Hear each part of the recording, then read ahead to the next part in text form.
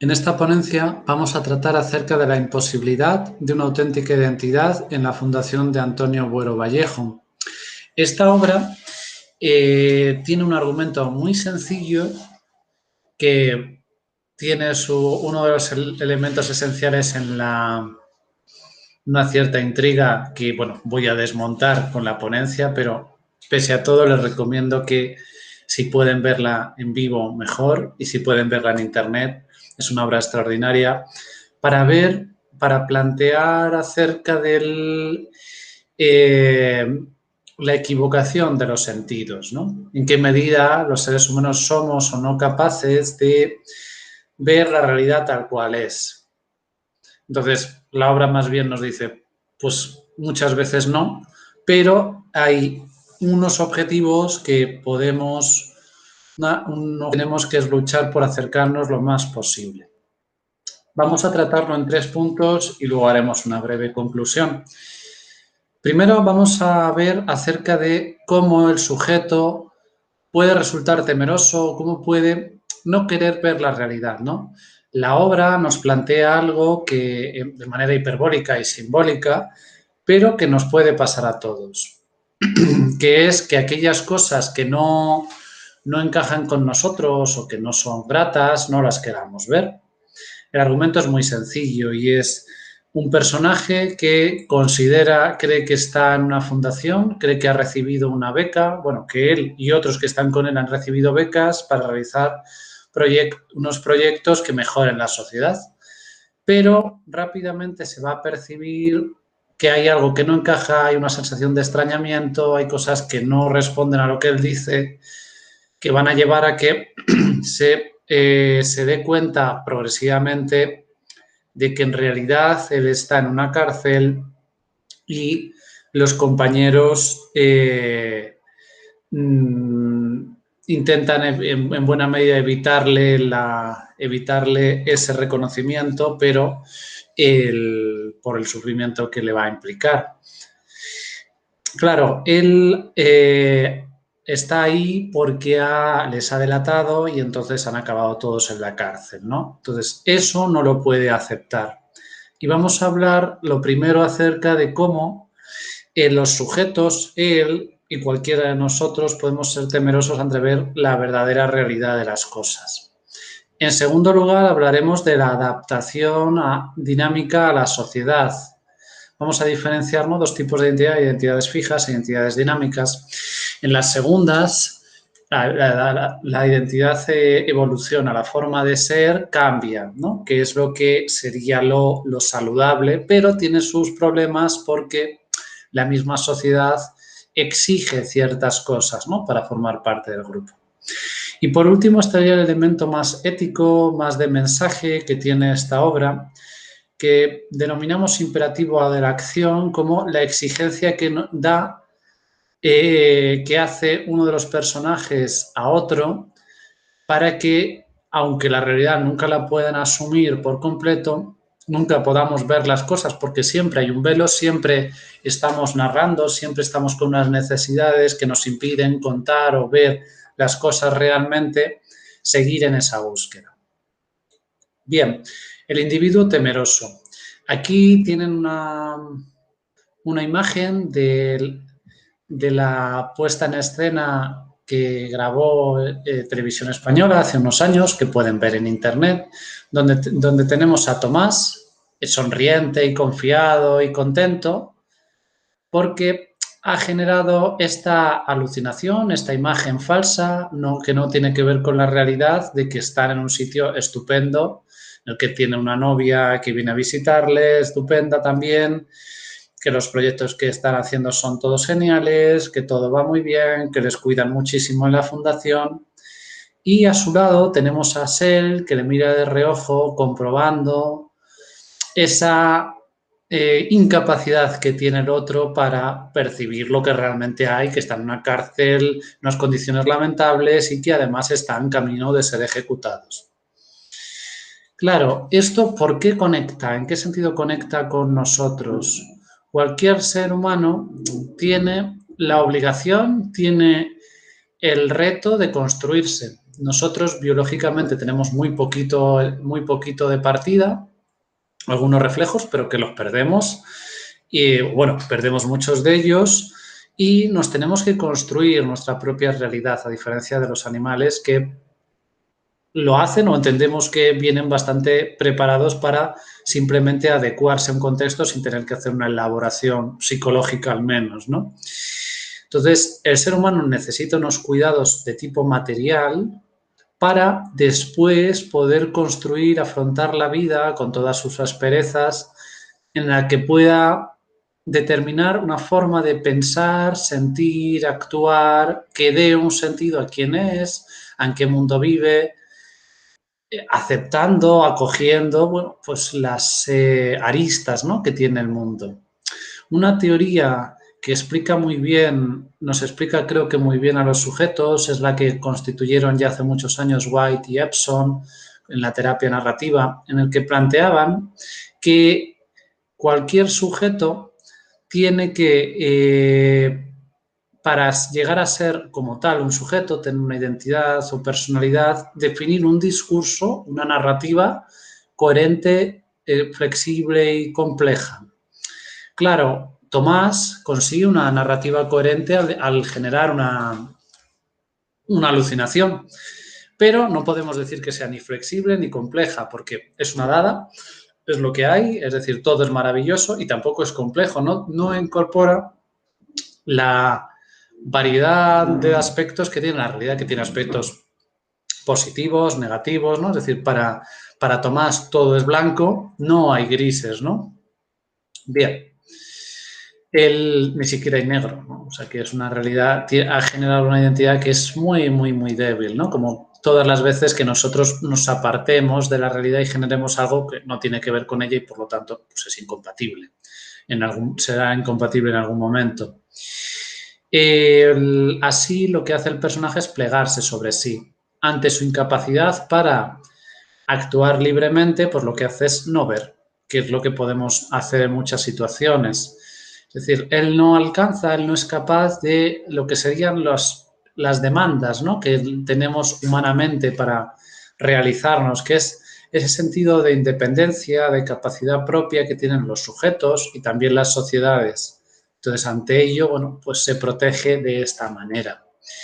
Esto es especialmente relevante en la época en la que vivimos porque podemos ver que los referentes se han perdido, los grandes referentes se han perdido, ¿no?, frente, digamos, a un tiempo anterior, ¿no?, a un tiempo previo a finales del siglo XIX, comienzos del XX, en el que habría unos referentes políticos, posiblemente económicos, religiosos, que servirían como de elemento para fijarse en la realidad, de una cierta certeza, valga ahí el juego de sonidos.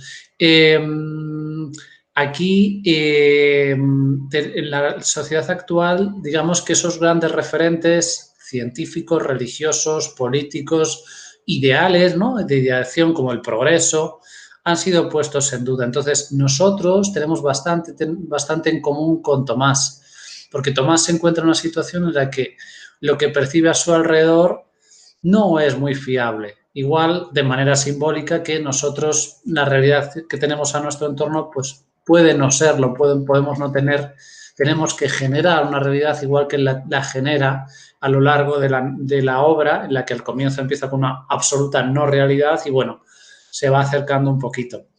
Entonces, la ruptura de las cadenas que planteaba Erich Fromm de la sociedad contemporánea nos lleva a que tenemos que construir nuestra libertad. Claro, Buero, en ese sentido, es un autor ideal para una reflexión social de una búsqueda de la verdad y la belleza, que van coaligadas, ¿no? Es decir, el espacio en el que está realmente está Tomás con sus compañeros, pues es bastante feo en lo emocional, pero también en lo físico, ¿no? Es decir, bueno, pues buscar algo que les permita llegar a un espacio de verdad, en el sentido amplio de la palabra, ¿no? Bien, claro, en esta obra se nos plantea también una cuestión colectiva, ¿no? Entonces vamos a tratar un poco la tragedia que viven estos personajes colectivamente y qué sentido tiene de cara a la adaptación de Tomás, esa alucinación.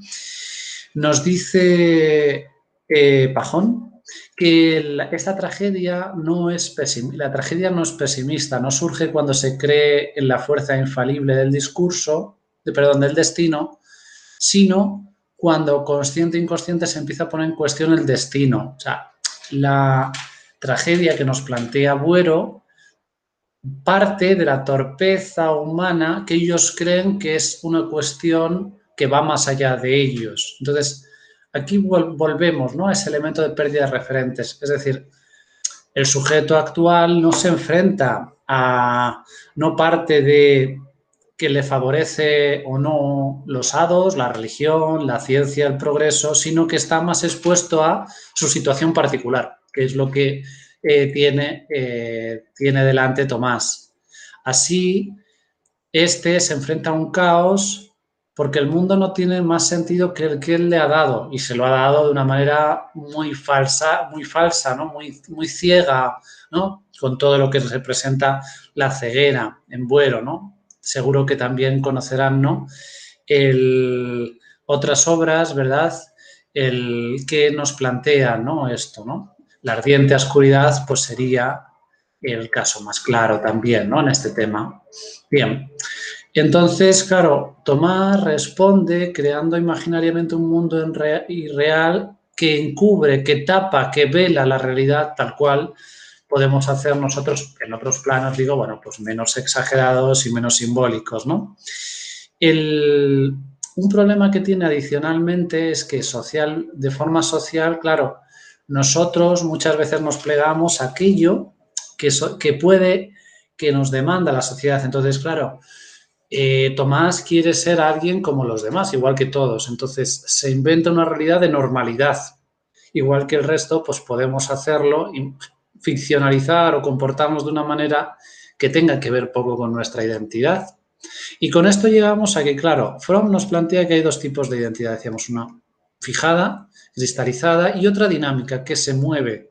Entonces, la parte más positiva con respecto a lo que vive Tomás es que él vive una evolución, vive un acercamiento, ¿no?, una ruptura, por lo menos, de la cárcel en la que él vive, la cárcel psicológica, que no la cárcel física, que en esa terminan los personajes, ¿no?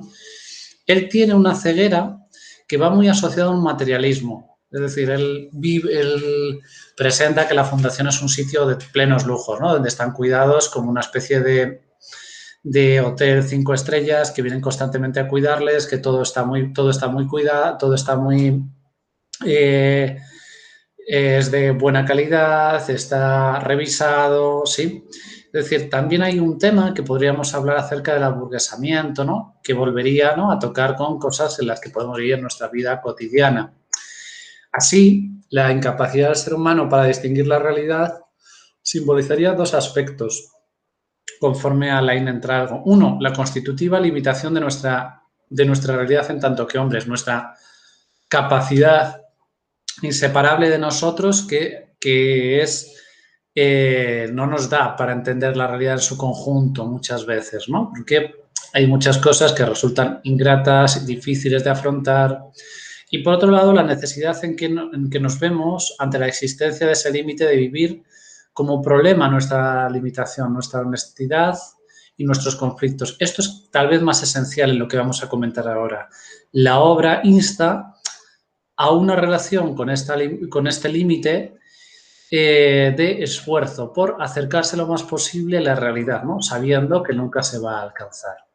Por eso, por último, vamos a hablar de este imperativo de la acción, en el que lo que queremos tratar es cómo la obra nos lleva de un derrotismo que experimenta Tomás frente a esa situación, ¿no?, comprensible, es decir, toda tu realidad era una mentira, pues bueno, ¿qué voy a hacer más adelante? Pero tiene a Sel, al personaje que decíamos que al comienzo le observa y que ocupa una función virgiliana, ¿no?, en términos dantescos, para ayudarle a acercarse a algo mejor, ¿no? Vamos a ver que este texto nos presenta, por un lado, las contradicciones, lo vamos a ver en rojo, el de los que experimenta el personaje grave entre lo que ve y lo que es real, y luego las luchas para superarlas, que vamos a ver a veces en morado, otras veces en azul. Bien, Vemos aquí que el personaje, Tomás, después de la paciencia con la que le trata a Sel, se da cuenta, ¿no? Y ve pasado, presente y futuro. Dice, ya sé que era irreal, pero hay mucha gente que va a seguir creyendo en presente, ¿no? Pasado, presente. Y cuando la gente pase en el futuro, dirán que parece una fundación y pasarán de largo. Es decir, él ve una continuidad inevitable, como que toda la existencia, y aquí está expresado de esta manera temporal, está recorrida por esa mentira, por esa incapacidad. De todos modos, vemos estos pero, sin embargo, que es una especie como de lucha, de diálogo que mantiene consigo mismo para llegar a una solución. ¿Cómo se resuelve? ¿No? ¿Cómo se puede ir más allá de esta cárcel, sobre todo psicológica, en la que se encuentran? Y a Sel le incide más, y aquí en este caso lo vemos en morado, ¿no? En esa duda, no sabemos si son nuestras o si, ni lo son, sus vidas, lo que ven. La obra utiliza esta metáfora del holograma, claro ejemplo de ese carácter irreal de la percepción. Y así, entonces Tomás pues se desmorona en un primer momento. Entonces, ¿qué sentido dice que escapar de aquí para encontrar la libertad o una prisión igualmente engañosa? Claro, dice, bueno, si siempre la va a ver, pues no tiene ningún sentido ni escaparse de la prisión física, ni siquiera intentar percibir mejor. Y a Seel nuevamente le responde de la manera en la que le reconduce, ¿no? Le ayuda, ¿no? A seguir construyendo una personalidad flexible, ¿no? Compleja. Dice, bueno, tal vez, precioso, ¿no? Esta forma adverbial, ¿no? Es decir, quizá es posible que todo sea una ilusión, pero, sin embargo, tenemos el problema, la solución no está en escondernos. Dice, no podemos, la verdad que esconde, no lograremos la verdad que esconde dándole la espalda, sino, pero, ¿no? Un nuevo adversativo, hundiéndonos en ella. Es decir, lo que le va a pedir a Sel, lo que le va a proponer es que la única salida, la única opción mejor es seguir luchando por estar lo más cerca de la verdad. Y en esta conexión entre dos cosas, es decir, por un lado, duda y por otro lado, sigue esforzándote. Y así los futuros no implican perder dolor. Volveremos a la fundación, continuarán las matanzas, pero o sea, no ahorran ningún sufrimiento, pero es la forma con la que podemos acercarnos a una realidad un poquito más próxima, ¿no? O algo que se parezca más. Y así aquí vemos el imperativo con este verbo de obligación. Hay que salir, ¿sí? Porque la verdad te espera, te esperaba y te espera en el esfuerzo, ¿no? Es decir, aquí hay una reinterpretación de los pasados y los futuros como una llamada a la que Tomás todavía no respondió, pero a la que tiene que hacerlo si quiere tener una vida más plena. Y ahí ven en verde, bueno, cómo quedan conectados cárcel y holograma como dos formas de encierro. Bien, vamos a concluir brevemente diciendo que claro, en esta obra se ve como el ser humano no puede asumir lo racional de por sí, que no es algo que nos venga dado, sino que es un ejercicio de una verdadera indagación, ¿no? Y claro, Tomás vive en una distorsión que va más allá de las situaciones de violencia, sino que acompaña al ser humano cuando se impone un bienestar, algo que es grato pero engañoso, que anula las otras motivaciones, anula sobre todo esa búsqueda de la realidad. Muchas gracias por su atención.